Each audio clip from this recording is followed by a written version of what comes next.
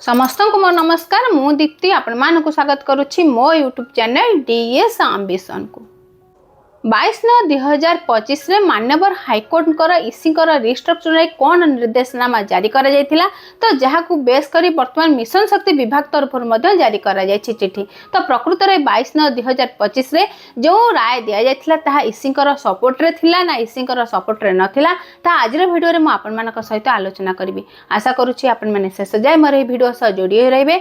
आपण मानकर सुचिंतित मतामत comment box जणाइबे। जदि वीडियोटी भल लागला तबे लाइक करिवे शेयर करिवे। जदि हम चैनल को नुआ कर विजिट करुछंती तबे सब्सक्राइब करिया को भूलिबे नाही।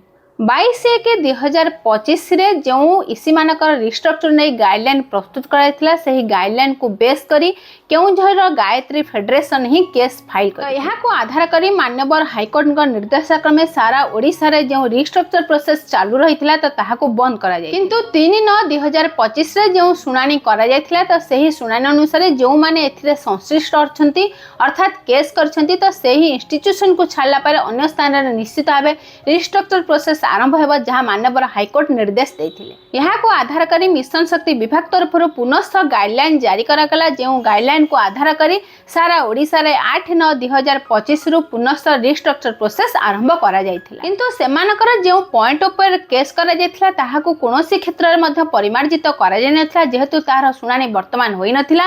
तो ताहाको आधार करी पुनः जेहेतु रिस्ट्रक्चर प्रोसेस ओडिशा रे आरंभ करागला पुनः बहुत केस मान्यवर हाईकोर्ट को निकट रे फाइल करागला। तेणु 22/9/2025 रे मान्यवर हाईकोर्ट जो सुनानी करिसंती तो सुनानी अनुसार जी गवर्नमेंट वकील थिले तो जेहेतु सेमानकर शारीरिक असुस्थता हेतु से दिल्ली गस्त करिसंती तो निश्चित भाबे सही केस को स्थगित रखा जिवो बोली किनी जणा। किंतु जो माने अभियोग करिसंती सेमाने सेमानकर मतामत देथिले मान्यवर हाईकोर्ट जेहेतु सेमानकु जणाइथिले कि पूजा छुट्टी पूर्वरु यार निश्चित भाबे समाधान हेबो। तेणु वर्तमान सरकार जो रिस्ट्रक्चर प्रोसेस को चालू रखिसंती ताहाको अस्थायी भाबे निश्चित भाबे बंद करिया को पड़िबो जहां मान्यवर हाईकोर्ट निर्देश देछि। अभियोगकारी माने मान्यवर हाईकोर्ट को निकट रे जो क्लॉज रखितिले तो सही क्लॉज रे जो 5/10 5/11 6/4 रहिछि तो वर्तमान सुधा तार कोनोसी नियम कानून परिवर्तन करा जाय नाही जहाँ को सरकारी स्तर में स्थगित रखा जायतिला। किंतु ताहाको आधार करी वर्तमान जो न्यू गाइडलाइन प्रस्तुत करा जायछि तो सेथिरे कोनोसी परिवर्तन